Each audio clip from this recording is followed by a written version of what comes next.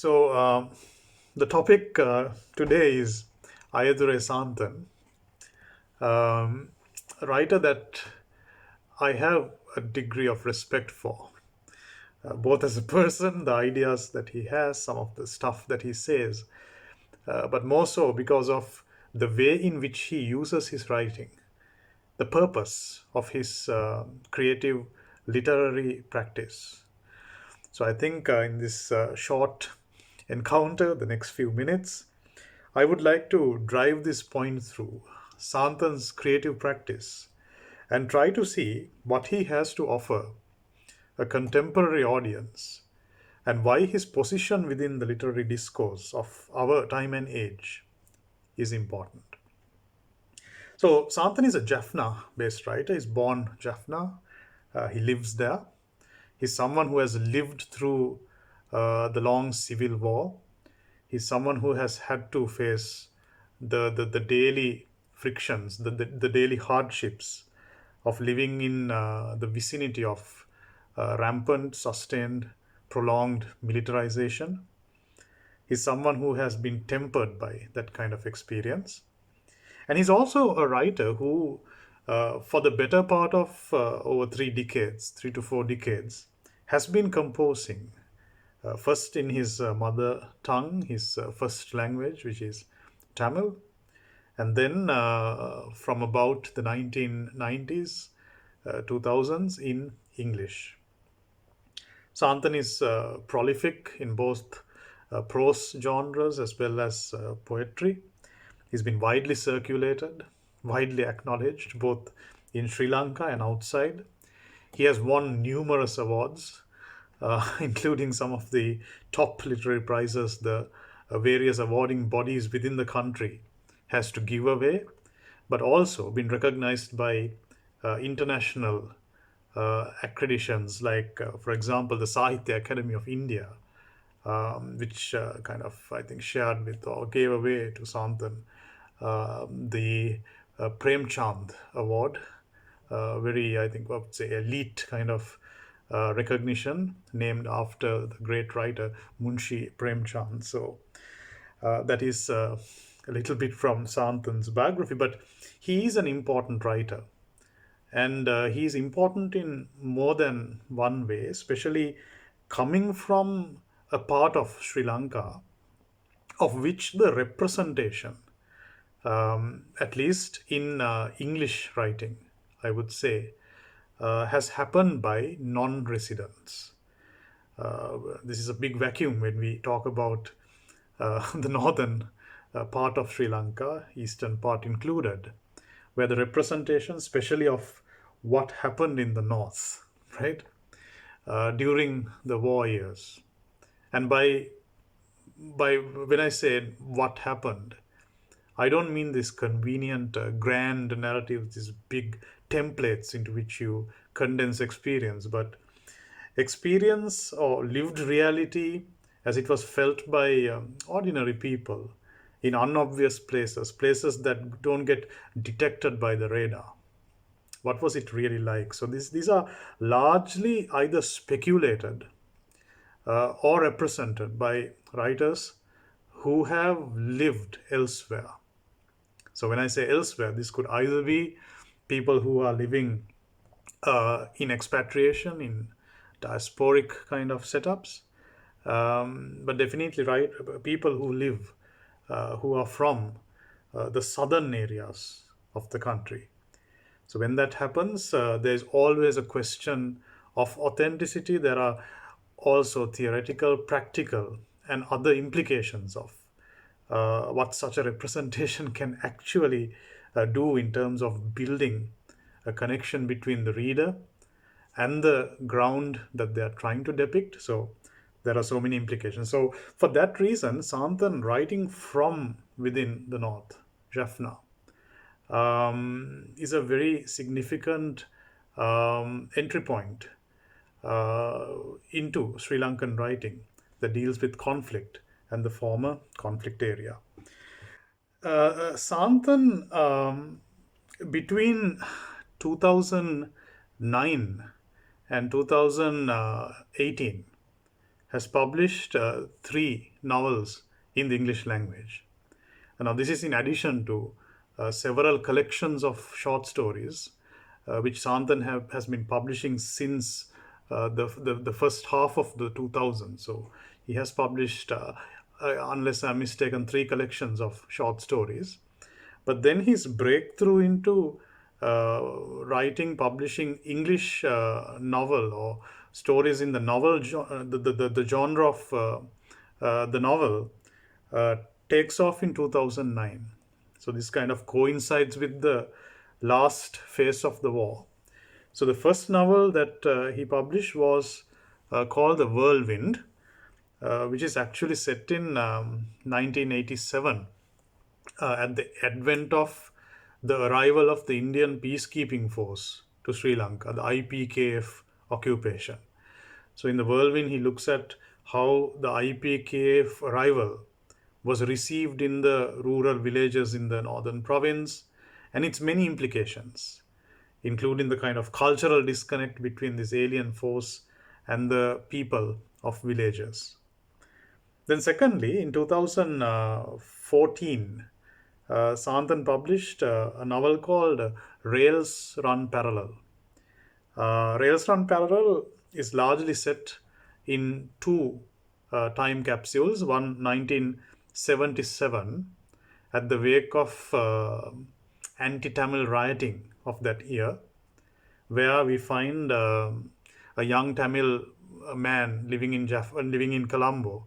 He's originally from Jaffna, and some other friends of again Jaffna Tamil origins. They are fleeing Colombo in face of the kind of security threat they face as a community. Then the second section of the novel is set in 1979, where after the riots are kind of quietened down 2 years later, these people have come back to Colombo to resume with their lives. The third novel is titled Every Journey Ends. This was published 2 years ago, which is largely set in the former Soviet Union, USSR. Santhan has a very strong, as I feel it, a very strong communist conviction, a communist bent. And in this novel, what happens is we have a delegate from Sri Lanka, from the government's, the state sector, along with similar delegates from a few other countries, probably countries with, I would say, a cultural exchange program with the Soviet Union. They are now in different parts of Russia, immersing in culture. I think it's like a exchange program or a training program, right? So the greater part of the novel takes place there, uh, and but the Sri Lankan situation is not very far off. It's there in the background, but unlike in the first two novels, this is kind of pushed into the periphery for the greater part of the novel.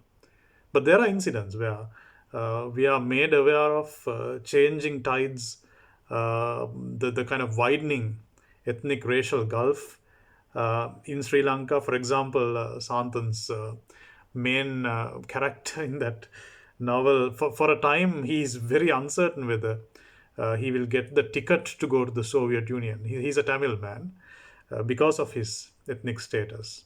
So there is an uncertainty, and then while in transit, he meets this main character. He meets some young boys who are leaving the country, going to some Western country. They are very uncertain about their future, but the reason for their leaving Sri Lanka is their feeling that they will that their chances in life will be cut short. So the Sri Lankan situation is also in the backdrop, but the focus is elsewhere. So now, Santhan is important for me for a few reasons. I'm trying to organize this into three main points just for discussion purposes. Now, one thing I see in Santhan's writing is that he kind of undermines through his work the convenient formula many writers have built around the grand narrative of the war, the grand narrative of the civil war fought between 1983 and 2009. So, for instance, I mean, if you take writing that is available in English, also in Sinhala, I cannot speak for the Tamil. We see that writers very often, when they try to portray northern reality, right, reality that is shaped under the cloud of war, there is a particular formula that they very often use. So, for example, 1983 riots. This is one ingredient that goes in. Some kind of suicide bomber were fashionable, right? Now, writers like Naomi Munavira, for example, a very famous multi-award winning novel, Island of a Thousand Mirrors, this fashionable portrait of the suicide bomber, right? And then the kind of very trite, very constrict ethnic racial interplay, like what you find in, for example, Nihal De Silva's The Road from Elephant Pass. This, tigers, female tigers card and this army captain, that kind of, and the way Nihal De Silva approaches the ethnic political discussion. Now, Santhan backs away from this kind of thing. Santhan approaches the crisis from the ground level upwards. And something very interesting about Santhan's writing, to this point at least, from the whirlwind to every journey ends, is that he doesn't talk about those main junctions or those main, things other writers talk about. Rather, Santhan is looking at the unobvious, the marginalized, the not talked about, right? The smaller. So he's like a god of small things in that way. For example, the IPKF. What happened when they came to Sri Lanka? How did their arrival, this alien force, go into friction with the ground level, the village values, the village culture, right?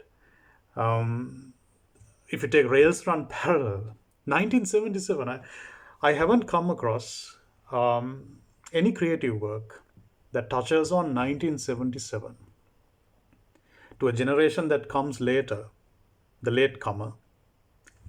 1977 doesn't even ring a bell where ethnic related violence is concerned. So people know about 1983, people know about 1981 because there are at least footnotes, one footnote or two that touches on the Jaffna library being burnt, right?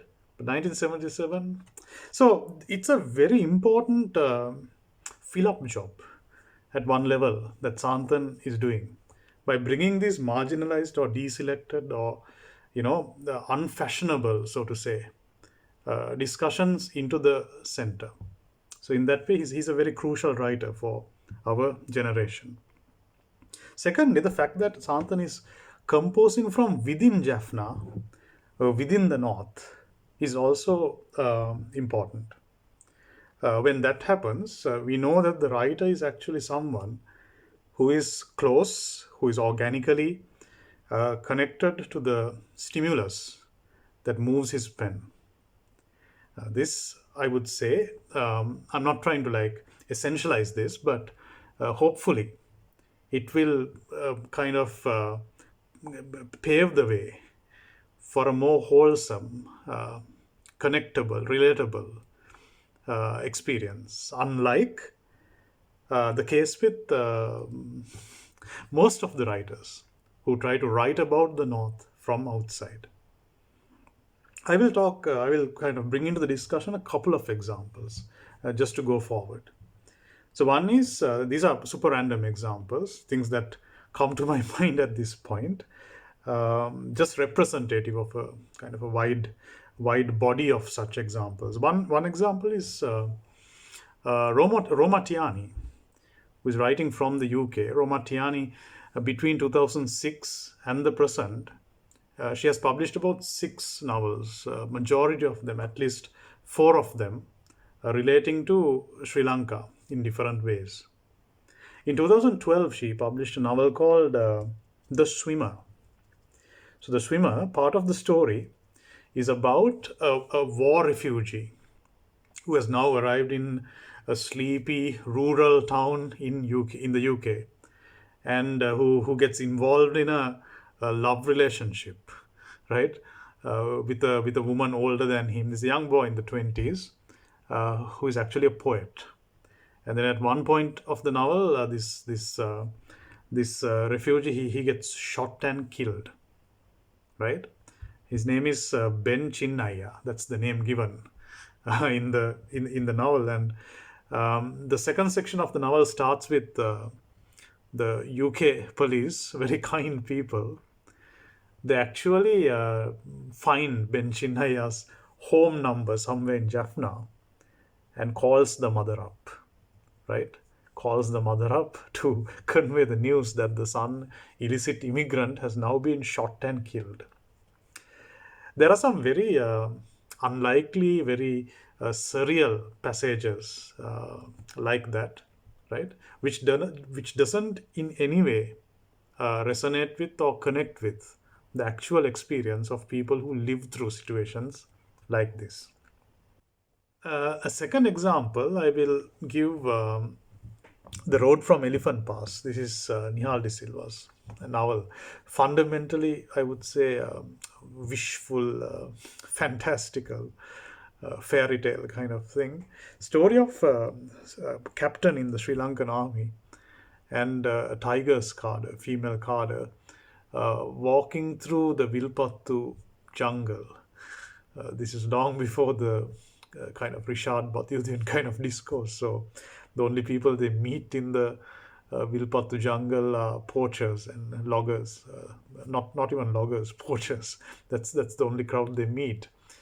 So this is a huge novel, 420 pages. So they cut across the Vilpattu from tigers held territory to government held territory, make it to the capital.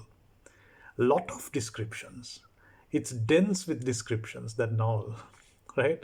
So if you take the Vilpattu, you have like various species of birds, there are flight patterns, the kind of time, the time of season that they come to Vilpattu, water holes, right? Animals, elephants. Even when they go to government-held territory, the southern side, lot of descriptions, towns they pass, people they see. The only place that is devoid or sparse of description is the first 80 pages, when Nihal de Silva is still in the northern side of things, because he's alien from that reality. There's nothing to describe. He can't say anything about something you have only seen in the Atlas map. So it's only references to towns, which you can very easily browse if you take a map of quality. So that is what Santhan negates as a writer. He brings character into that northern part, which is otherwise a kind of a blank slide on which the southern writer has to tiptoe until you get to the other side of Vilpattu. And thirdly, I would say Santhan is crucial for our time because he's a locally active writer. So unlike most of the writers who can represent that kind of reality, who are either geographically distanced from reader networks in Sri Lanka, people who live overseas, the first world kind of thing. Santhan is very much in Sri Lanka, but also more importantly, Santhan, I know for a fact, is trying to organically maintain a very healthy, a very fruitful network of relations with different kind of writers within the Sri Lankan circuit. So I would definitely rank Ayathurai Santhan's writing as something a reader of Sri Lankan fiction should actually have in his library, because he represents a particular historical moment post-war into which the northern voice and the northern space has been brought in as a first hand lived reality, and someone who works within a Sri Lankan consciousness, making connections and trying to be an inclusive part of a diverse writerly network. Saying that, two points of caution before I wind this up.